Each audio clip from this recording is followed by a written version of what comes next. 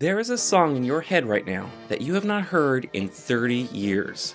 You cannot explain where it came from. Something about a flying elephant, a circus coming out of the sky.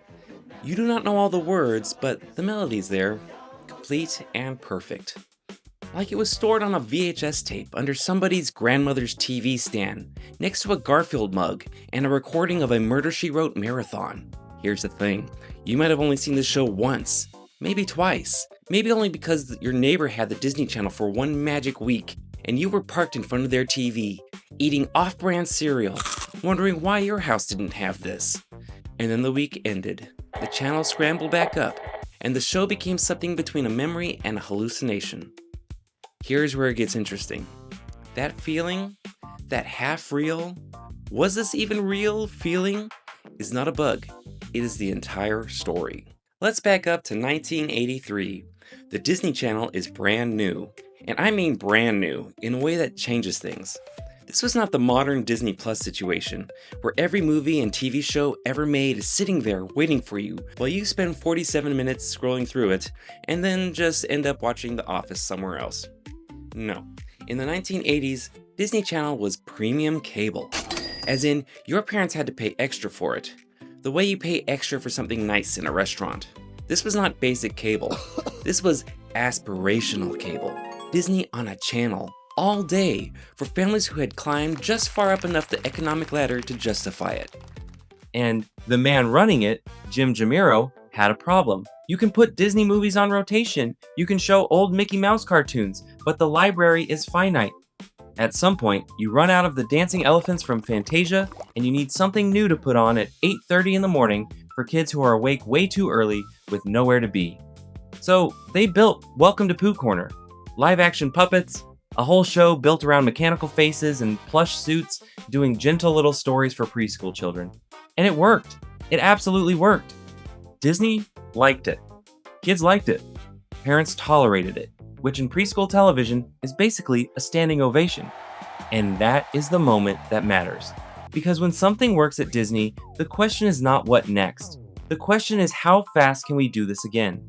Jamiro went back to producer Frank Brandt, the guy who made Pooh Corner, and the directive was essentially more of this. Different character, same machine.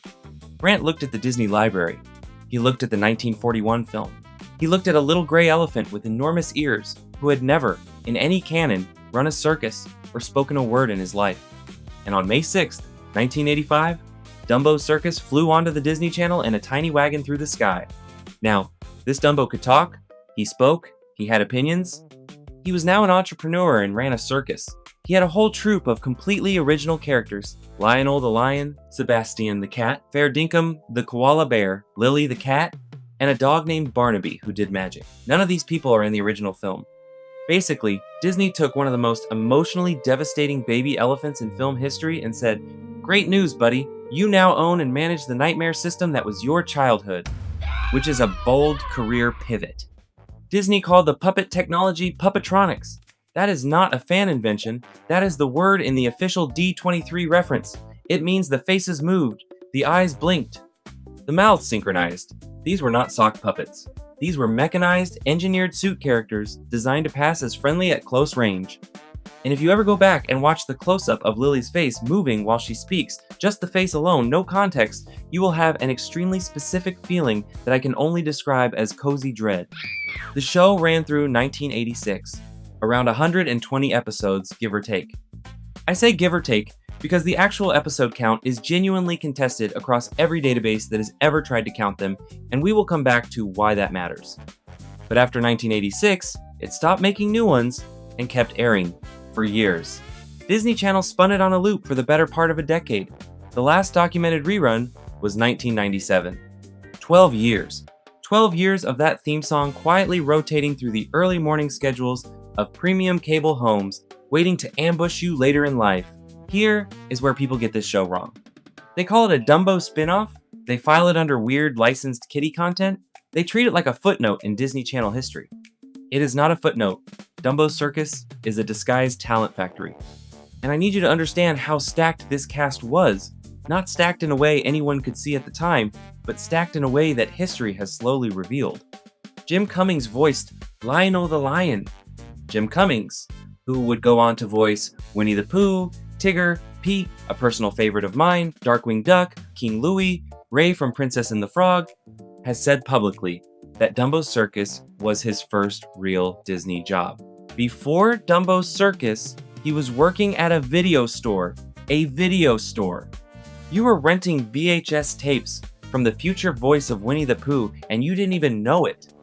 We're not worthy! Hey, quick pause. Shows like this take a lot of time and work to produce. And if you want to help keep it going, there's a support link just below. Just click the little thanks button with a heart around it to contribute, or join one of the membership plans and become a member of this show. No pressure, genuinely. You also get a shout out in a future episode, which I think is a pretty good deal. Thank you either way. Now let's get back to whatever this is. Will Ryan, who voiced Barnaby the dog, later became Eugene Meltzner in Adventures in Odyssey and the voice of Petrie in The Land Before Time. John Debney, who scored the show's instrumental cues, would go on to score Elf, The Passion of the Christ, Iron Man 2, the man writing music for a puppet elephant in 1985 was collecting Emmy nominations 20 years later. And then there is the one that should genuinely break your brain for a moment. The performer inside the QT orangutan suit, that was a man named Caleb Chung. Some of you might remember him from one of my last videos. He spent 1985 performing inside a mechanized orangutan costume for a Disney Channel puppet show. 13 years later, he co-invented the iconic Furby. The man went from being inside a creepy animatronic face to putting creepy animatronic faces on the shelves of every store in America. If that is not a career arc, I do not know what is. And then there is Patty Maloney, who performed Fair Dinkum, the koala bear. Patty Maloney, who before Dumbo's Circus had performed with actual carnivals and the actual Ringling Bros. When Dumbo's Circus called and said we are making a puppet circus show, she was perhaps the only person in Hollywood who could say she had genuine big top credentials. The casting on this show was either genius or the most cosmically perfect accident in early cable history. But here is the piece that made the whole machine actually work, and this is the part nobody talks about, the music. Phil Barron wrote the theme song. Dan Crow wrote over 100 songs for the show. Songs about every problem a cartoon preschooler could face. And they were good. They were engineered to lodge. The songwriter Robin Frederick described the production pipeline as scripts arrive Wednesday, songs written by Saturday, recorded Monday, filming Tuesday. That is the schedule of a newspaper. They were building television the way you'd build a daily paper, fast, disposable, relentless. Except it was not disposable. It lodged in the brain, and it stayed there. People who saw this show once still have the theme running through their heads 40 years later. That is not an accident. That is craft operating at a level most children's television does not even attempt. Now here is the recontextualization. Stop thinking of Dumbo's Circus as a show about a flying elephant. Dumbo's Circus is a delivery system for early childhood, wrapped in felt. The characters were almost beside the point. A character having a tiny emotional crisis that could be fixed before the next commercial break. Nobody was watching Dumbo's Circus wondering if episode 47 would finally pay off Barnaby's secret betrayal arc. The plots were gentle and small and entirely secondary. What Frank Brandt and Phil Barron and a crew working on a Tuesday in 1985 were actually manufacturing was a feeling. The specific emotional texture of being very small and warm and safe and watching something that seemed to understand you. Disney did not advertise it that way. They said puppetronics and preschool entertainment, but what they built was a feeling machine. And it worked so well that the feeling outlasted all the evidence. Which brings me to the mystery I promised you at the top. The official episode count is 120. That is what Disney's own D23 reference says. That is what the American Film Institute catalog says. But the publicly indexed databases disagree. Some say 115, some say 113. IMDb currently lists 113, and the episode documentation is inconsistent and incomplete. Nobody fully agrees. Why?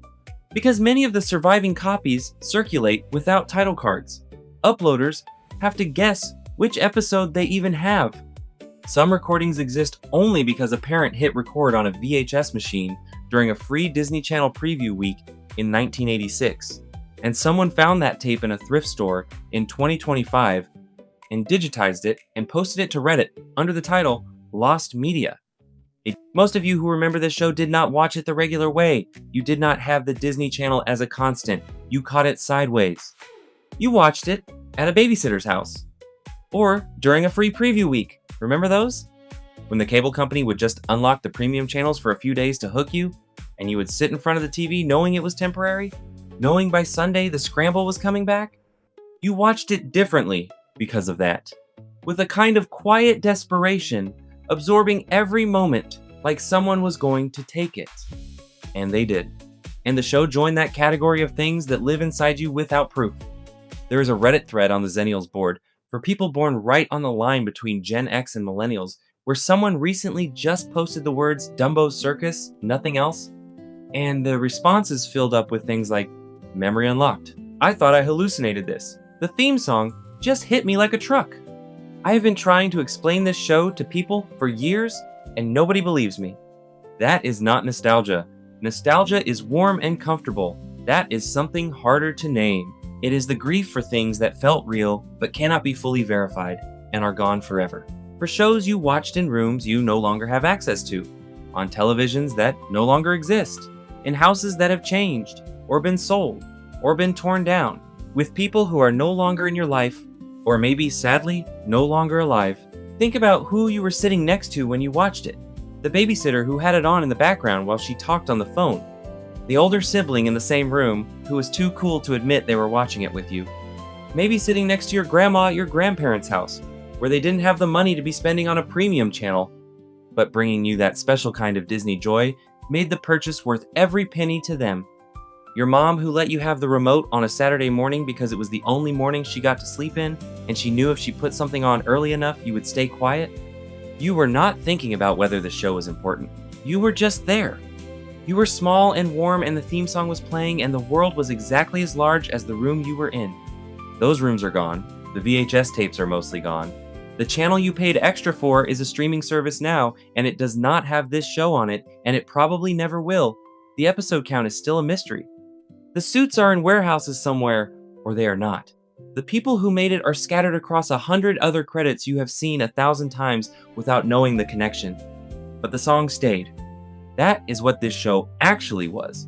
Not a puppetronics preschool original for the Disney Channel, not a content strategy, not a spin-off of a 1941 animated film.